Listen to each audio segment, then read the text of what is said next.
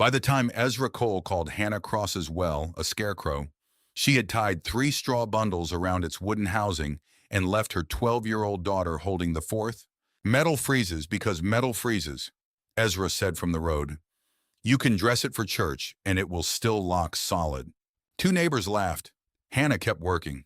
The shallow well supplied every bucket carried into her cabin and every drink taken by her milk cow. Her husband had died during a winter supply run 2 years earlier. Since then, Hannah had refused to leave water to chance. Ruth, keep that bundle dry. Caleb, bring the narrow cord. Her 8-year-old son hurried from the porch with both coils tangled around his arms. Hannah took the thinner one and pulled the straw firm against the north side of the housing. Ezra stepped closer. He sold pumps, pipe fittings, and enough certainty to fill every empty shelf in his store. You'll trap damp against the iron, he said. Then blame the cold when your own straw ruins the works. Hannah stopped. She pressed 2 fingers between the straw and an exposed fitting. The bundle touched metal exactly where Ezra had pointed. Samuel Pike watched from his bay gelding. At 54, he had wintered more cattle than most men in the valley. He may be right about that piece. Samuel said, still air can hold warmth. Wet straw against iron holds trouble. Hannah loosened the cord. Ruth glanced toward the road.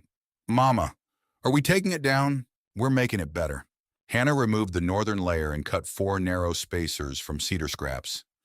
She nailed them to the wooden housing, clear of the moving handle. When the straw went back up, it rested against the spacers instead of the fittings, leaving a pocket of air around the pump. Ezra folded his arms. Looks more like a scarecrow now. Hannah tied reed mats over the straw, leaving the bottom open for damp air to escape. Then she and Ruth carried split rails 6 feet into the yard. Caleb held the posts while Hannah set them in a loose half-circle north and west of the well. The fence would not stop the wind. It would weaken it and catch drifting snow before it packed against the pump. By late afternoon, Hannah's fingers ached from cord and cold. Half the dry straw saved for the cow she had now covered the well, while the shed wall still leaked wind near the feed box. Samuel dismounted and walked around the barrier. You planned the gap, he said. I planned most of it, and the part you didn't, I changed. That answer took some humor out of Ezra's face. Hannah hung 1 paper strip inside the reed fence and another beside the housing. The outer strip snapped hard in the wind. The inner one trembled but did not whip. Air still moved under the covering, yet the strongest gust no longer struck the pump directly. Samuel nodded. That much works. Until winter proves otherwise, Ezra said. The men rode off before dark. Hannah filled a bucket while Ruth counted each stroke. 10. Water splashed clear into the pail. 11. Hannah felt the pump catch its prime. 12. The bucket reached the mark scratched below the rim. Hannah wrote on a small slate 12 smooth strokes. Beneath it, she marked the air temperature and the straw's condition dry. Outer edges frayed. That night, frost silvered the reed fence. Hannah banked the stove, checked the cow, and called the children toward the cabin. Ruth did not move. She stood beside the well with one ear pressed against the wooden housing. What is it? Hannah asked. Ruth raised one finger for silence. From somewhere deep inside the pipe came a faint metallic ticking, slow and hollow, though the hard freeze had not yet arrived. Hannah lifted the access board before sunrise. The cold had sharpened overnight, but it was not yet the killing cold she feared. Frost rimmed the reed fence. The straw beneath it remained pale and dry. Ruth knelt beside the housing with the slate beneath one arm. Where did you hear it? Low at first, then higher. Hannah worked the handle once. The pump answered with a hollow knock, followed by the faint ticking Ruth had heard. Again, Ruth said. Hannah gave one slow stroke. Ruth moved her ear from the lower pipe to the joint beneath the spout. There. A dark bead of water clung beneath the fitting. Samuel arrived while Hannah was untying the inner cord. He carried a lantern and a wooden box. Ruth came by before daylight. He said you might need leather. Hannah looked at her daughter. You told him. You said water matters before pride. Hannah had said that. She had not expected Ruth to remember it so well. Ezra Cole appeared from the road, drawn by the lantern and open housing. Already tearing it apart, he called, Winter has not even started. Hannah ignored him. She had Ruth pump while she watched the joint. On the 4th stroke, Another bead formed beneath the leather seal. It slid down the pipe instead of draining through the outlet. Water was remaining inside the mechanism. If it stood there through a harder night, the straw would not save the pump. Hannah removed the worn leather. Its edge had curled inward, leaving a narrow channel where water could seep and collect. Samuel opened his box. "I have one piece thick enough?" "I have one," Hannah said. It was the only prepared replacement she owned. She cut the leather to shape, softened it with oil, and fitted it beneath the metal collar. Caleb held the lantern while Ruth counted each turn of the wrench. Ezra crouched at the opening. "You are blaming a seal now. Thought the straw was supposed to solve everything?" "The straw slows the cold," Hannah said. "It does not mend leather." Samuel looked toward Ezra. "Neither does talking." Ezra stood again, his jaw tightening. Hannah adjusted the discharge angle, raising the spout and clearing a small passage beneath the fitting, so leftover water could drain after each use. Then she retied the inner cord, preserving the air gap. "Pump," she told Ruth. Ruth pulled the handle. The first stroke sounded heavy. The second came cleaner. By the sixth, water ran steadily into the marked bucket. Caleb counted aloud. 10, 11, 12. The water reached the scratch below the rim. Hannah checked beneath the fitting. No bead formed. Ruth pressed her ear against the housing and waited. No ticking. Samuel examined the lower opening. "That straw is dry." "It needs to stay that way," Hannah said. For the first time, he did not answer with doubt. The children carried the bucket to the cow, while Hannah added a new column to the slate sound. Resistance, leakage. Damp chalk streaked beneath her glove, blurring the first morning's temperature. She turned the slate over and wrote the repaired seal on the back. One replacement used, none left. Before supper, Hannah changed the family's water routine. Every final evening draw would be followed by 2 empty strokes so the pipe could drain. Ruth would listen after dusk. Caleb would brush snow from the outer fence before it packed against the reeds. The method gave Hannah temporary relief, but exposed a weakness she could not ignore. The well depended on one fresh leather seal, and there was no second piece if it tore. A white sky settled over the valley before dawn. Hannah stepped outside alone, uncovered the handle, and placed one gloved hand around the iron. The first stroke moved smoothly. On the second, the handle caught halfway down and would not move another inch. Hannah did not force the handle. Caleb had followed her outside and reached for it with both hands. "Don't," she said. "If the leather catches, strength will finish what the cold started." She removed the spout cover and touched each exposed fitting. The upper joint was colder than the pipe below it. Frost had formed where the metal met the wooden housing. Ruth brought the slate and a folded cloth. "Listen before we warm anything," Hannah said. Ruth pressed her ear against the boards while Hannah eased the handle upward. The hollow knock answered, but the ticking came from higher than before. "Near the spout," Ruth said. Hannah heated water, soaked the cloth, then wrung it nearly dry. She wrapped only the exposed joint. Pouring hot water over the whole mechanism might free it quickly, but it could split cold metal or send more water where it would freeze again. Samuel arrived as steam lifted from the cloth. Handle locked. Caught, not locked yet. He watched her wait, remove the cloth, and test the linkage by hand. The joint loosened. On the next careful stroke, the handle moved. The first bucket took 16 strokes. Hannah stared at the mark below the rim. The well had required 12 the evening before. Either the pump was losing prime, or water remained trapped inside. She opened the access panel. The new leather seal held, but grit had collected in the narrow drain passage. A flake of rust and a thread of straw blocked part of the opening. Samuel crouched beside her. "From the wrapping." "From my cutting bench, likely. The draft carried it." She cleared the passage with wire, then removed the leather cup and found one edge sitting higher than the rest. The uneven seat allowed water to slip back. Hannah softened the leather with oil, reset it, and tightened the collar one turn at a time while Ruth watched through the opening. Ezra Cole stopped on the road with 2 customers. "Still repairing the thing your straw protected?" Hannah kept turning the wrench. Samuel looked over his shoulder. She found the trouble before the pipe froze, or made trouble that needed finding. Samuel faced the pump again. "Either way, she is the one finding it." The words were quiet, but Ezra heard them. When Hannah reassembled the mechanism, she changed the family's routine. No one would pump hard at day's end. The final draw would be followed by 2 slow, empty strokes. Then Ruth would listen for standing water shifting inside the pipe. They tested the well again. 12 strokes filled the bucket. No knock followed. No ticking answered. For the first time, Samuel examined Hannah's wrapping without looking for a reason to dismiss it. He studied the cedar spacers and dry inner straw. "I have scrap lumber behind my barn," he said. "Better than those split rails. I cannot pay for it now. Then call it a trade. You show me where my pump loses heat. I bring the slats." Hannah looked toward his well across the meadow. It stood open to the northwest wind. "Bring them tomorrow." By noon, Samuel helped replace the rough spacers with narrower cedar strips. Hannah directed every measurement. He did not touch the pump until she told him where to brace the housing. The work cost her a day meant for sealing the cowshed.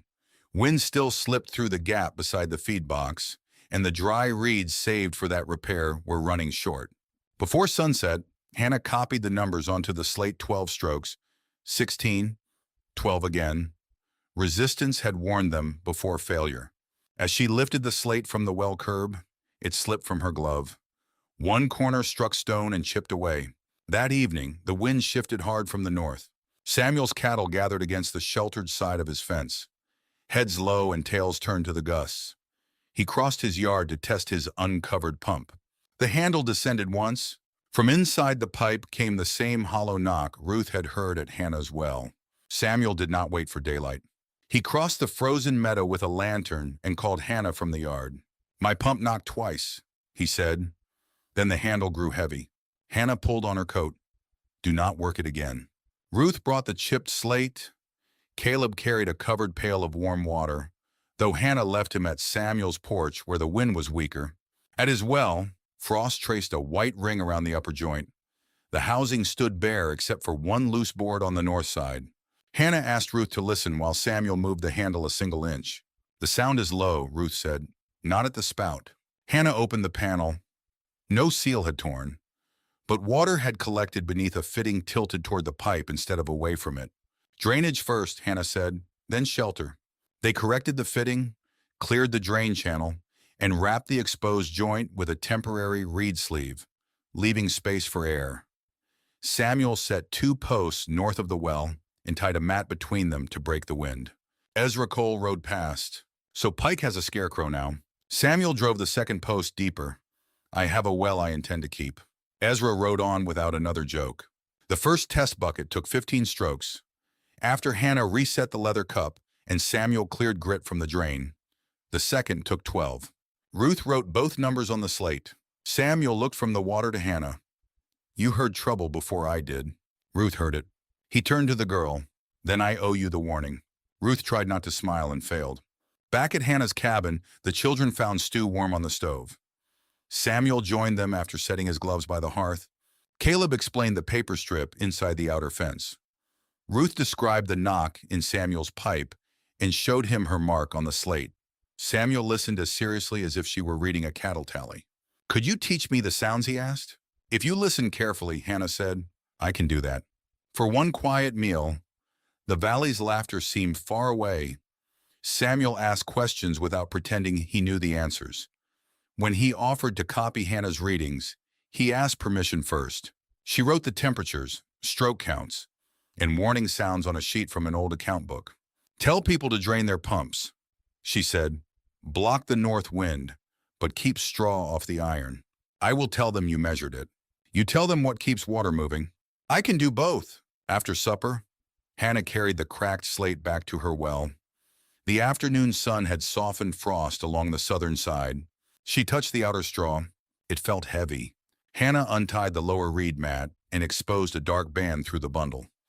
Meltwater had slipped behind the covering and soaked the straw near the ground. Samuel pressed one thumb into it. Water shone on his glove.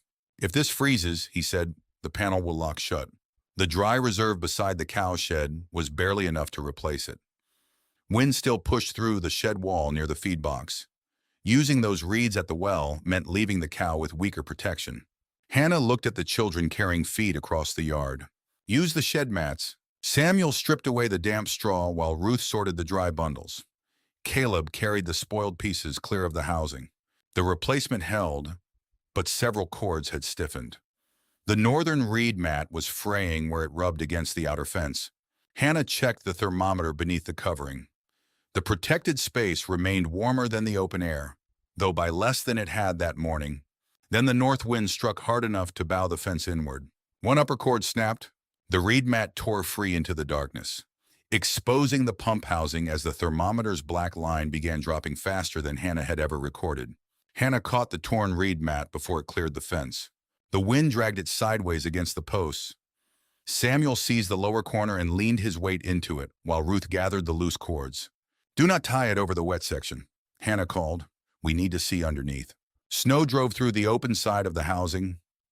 Hannah pulled away the outer straw one bundle at a time. The top layers were dry, but the lower band had darkened almost black. Meltwater had traveled farther than she thought. She pressed the straw between both gloves. It did not bend. The wet fibers had begun freezing into a solid ring around the access panel. Samuel held the lantern closer. "Can we cut it loose? If we cut too deep, we expose the pipe. If we leave it, the panel may freeze shut." A gust lifted snow beneath the housing. The paper strip Hannah had hung there snapped hard for the first time since she built the barrier. The windbreak was no longer doing its work. Hannah ordered Ruth and Caleb inside. Caleb protested that he could carry cord, but she sent him to warm cloths beside the stove and keep the kettle below a boil. Ruth remained long enough to bring the cracked slate from the hook. Inside the cabin, Hannah laid the slate beside the lamp. The chalk lines had smeared into gray streaks where snowmelt crossed them, but the stroke counts remained visible. 12, 16, 12, then 18. Ruth ran one finger beside the temperature marks. The inside stayed warmer until this one. She tapped the reading maid shortly before the northern mat tore. After that mark, the protected temperature fell sharply. The whole wrapping did not fail. Ruth said. The north side opened. Hannah looked at her daughter, then at the damaged slate. Ruth had not guessed. She had followed the record. Samuel set the salvageable reeds near the stove, while Hannah prepared dry cord. The final mats from the cowshed. Her wrench, the wire probe, and 2 covered pails of warm water. Caleb folded clean cloths into a wooden box. There is a kind of preparation people laugh at because its value cannot be seen on an easy day. Care can look like fear until trouble arrives. Have you ever been judged for guarding something others did not yet understand? Hannah served the children stew before returning outside. She made Ruth promise to stay near the porch unless called. Caleb would manage the warm cloths inside and pass them through the door. The arrangement kept them useful without placing them in the worst of the wind. At the well, Samuel had secured the torn mat across 2 posts as a temporary screen. It shuddered under each gust. Hannah removed another frozen bundle. A strip of ice had formed along the lower board. She opened the access panel only far enough to reach the drain channel. The new leather seal remained seated, but a thin crust covered the fitting beneath it. She cleared the passage with wire and heard water drip into the frozen soil below. "That should have drained earlier," Samuel said. The wet straw held the cold against it. Hannah wrapped a warm cloth around the exposed joint. She counted slowly, removed it, and checked the metal before applying another. Too much heat at once could damage the fitting. When the handle moved again, the first bucket required 18 strokes. The water ran clear, but the number carried its own warning. Hannah wrote it on the slate. Snow struck the chalk before she could cover it. The chipped corner slipped from her glove and hit the curb. A crack ran across the lower edge. Samuel picked it up carefully, still readable. For now, they stripped away the remaining wet straw. Beneath it, the access board was damp and glazing with ice. The dry replacement reeds waited beside the fence, but installing them properly meant opening the northern side wider. The thermometer dropped another mark. Hannah's gloves had stiffened. Samuel's canvas windbreak pulled against its stakes. The outer cord froze wherever it touched snow. If Hannah sealed the housing now, the trapped damp might freeze the panel shut before morning. If she tore it open, the north wind would reach the pump while she rebuilt every layer. Samuel stood ready with the dry mats. "Your choice," he said. Hannah placed one hand on the frozen cord and listened to the metallic ticking begin again beneath the handle. Before midnight, She would have to seal the wet cold inside or open the well directly to the wind. Hannah cut the frozen cord.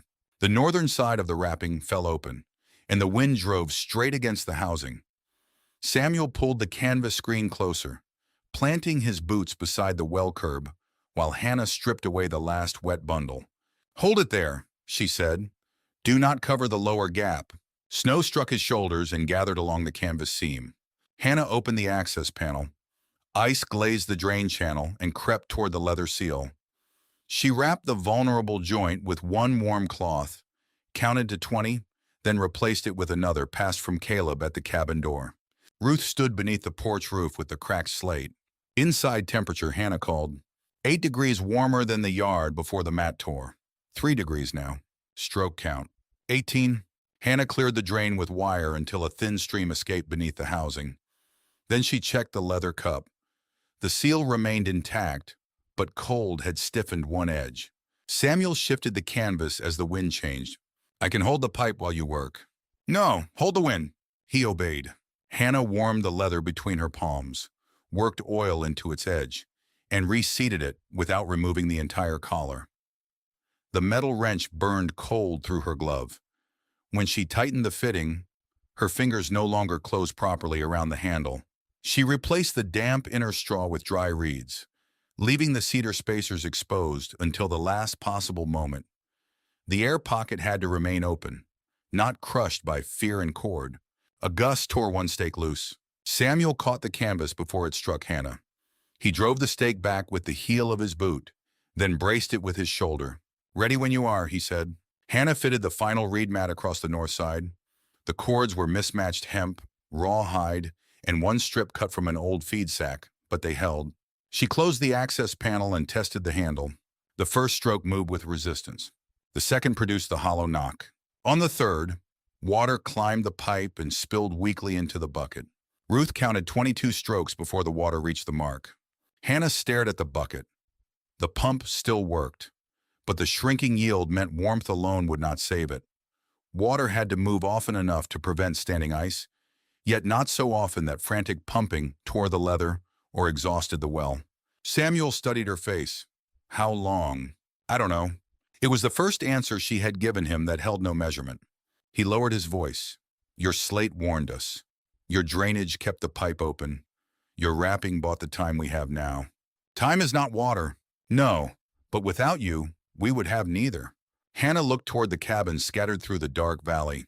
No lamps moved along the road yet. By morning, that would change. Samuel removed one glove and held out his hand, not to take the wrench, but to wait. "Tell me where to stand." The offer carried no command inside it. Hannah gave him the canvas line. "Keep the north side covered. When people come, no one pumps until I say." Samuel tied the line around his wrist. "They will hear that from me." Ruth came to the edge of the yard, slate held beneath her coat. "You need the numbers," she said. Hannah brought her beside the well, but kept her behind the windbreak. Caleb remained inside with the kettle and cloths. They prepared for morning before the valley knew it had a crisis. Dry reeds were stacked under the porch. Tools, oil, wire, and the remaining leather scraps went into a covered box beside the housing. Warm cloths were folded into lidded buckets. Samuel rode from farm to farm, warning families to bring only empty containers and to leave their pumps untouched. Before dawn, the first neighbor arrived on foot, then another wagon creaked onto the road. Ezra Cole came carrying 2 buckets, his confidence gone quiet. Behind him, families gathered in coats and blankets while cattle called from frozen troughs. Samuel formed them into a line and repeated Hannah's rule. One family at a time, no one touches the handle. Hannah checked the cracked slate, 22 strokes, falling temperature, one functioning well. She reached beneath the battered reed covering and gripped the pump handle. It descended halfway with a stiff iron groan. Then it stopped. "No one force it," Hannah said. Ezra had already stepped forward.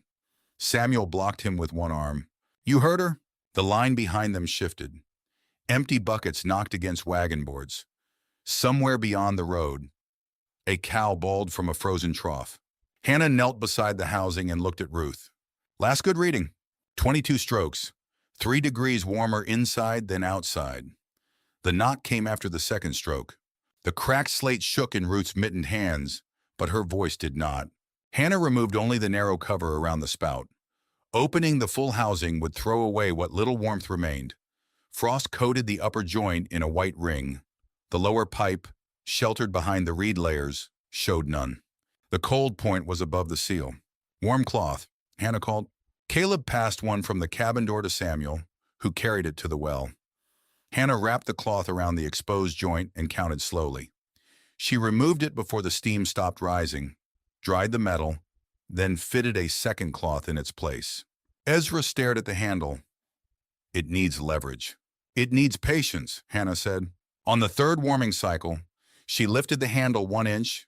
It resisted, then moved. A murmur passed through the waiting families.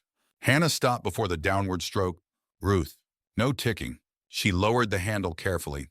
The pump answered with a weak scrape. On the second stroke, water coughed from the spout, brown with rust and sediment. A woman in line raised her bucket. "Not yet," Hannah said. She discarded the first cloudy draw into a shallow trench away from the well. The second bucket came clearer, but grit settled at the bottom. Hannah discarded that one too. Samuel looked toward the waiting cattle. "How many can we draw?" "As many as the pump can give without losing its seal." "That is not a number." "It will be." Hannah worked the handle in slow, even strokes while Ruth counted. The third bucket ran clear. It reached the mark after 24 strokes. Hannah smelled it, checked the surface, and poured a small amount into a tin cup. No oil sheen appeared, no sediment settled. "Drinking water first," she said, "then enough for each family's weakest animals. No washing, no full troughs." Samuel repeated the rules loudly and arranged the buckets in groups. Ezra carried the discarded water toward the road trench and returned without argument. The next draw required 22 strokes.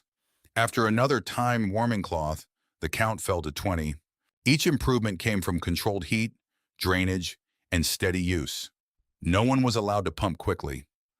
When one frightened rancher reached for the handle, Samuel caught his wrist. "You break it. You freeze with the rest of us." "Hannah's well," the man said. "Hannah's rules," Samuel answered.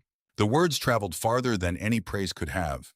By mid-morning, the original reed covering had turned white with frost. The outer straw was torn, darkened, and held together by 4 kinds of cord.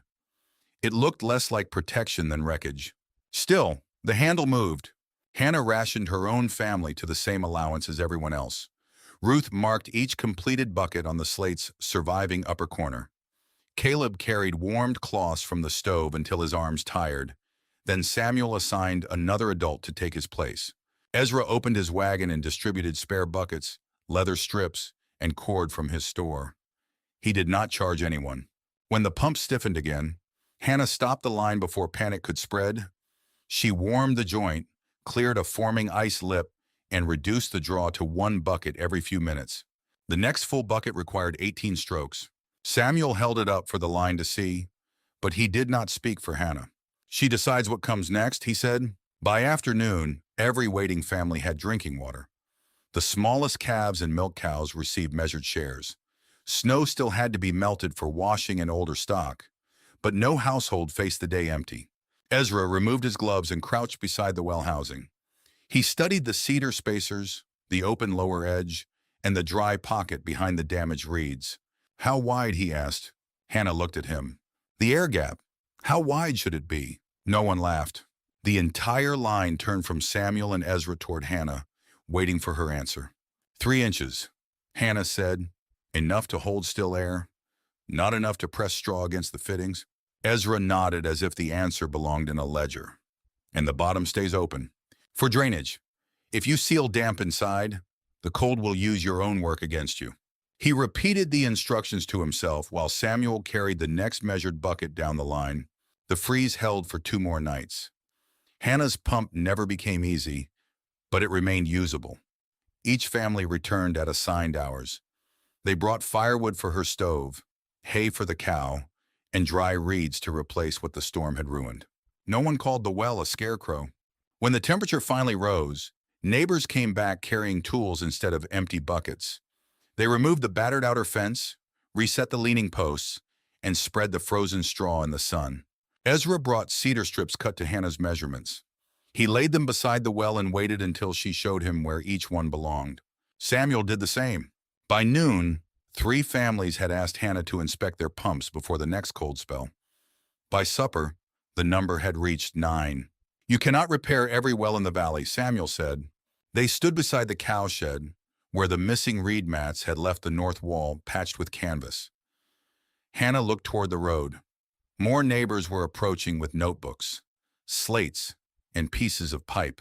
"I can teach them to repair their own." Samuel glanced at her. "That sounds like more work."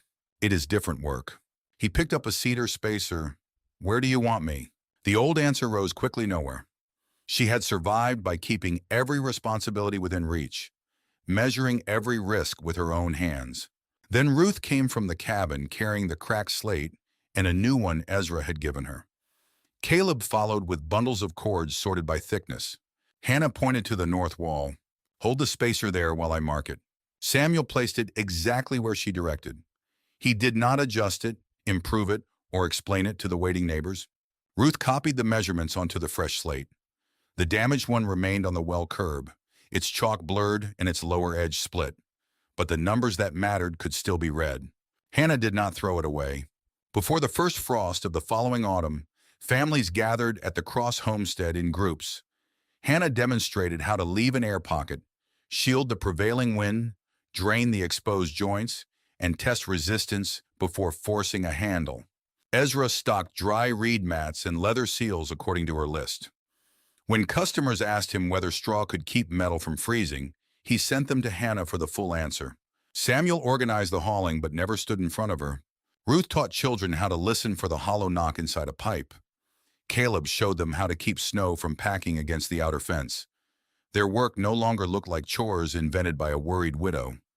It had become knowledge the valley depended on. The old wrapping remained around Hannah's well, patched with mismatched cord and stained dark where the meltwater had entered. Beside it hung the cracked slate. Across the valley, new reed barriers curved around pumps before winter could harden the ground. Hannah pulled the final cord tight while Samuel held the bundle where she had placed it. Ruth checked the air gap. Caleb brushed loose straw from the handle. By then, no one in the valley thought the straw looked foolish.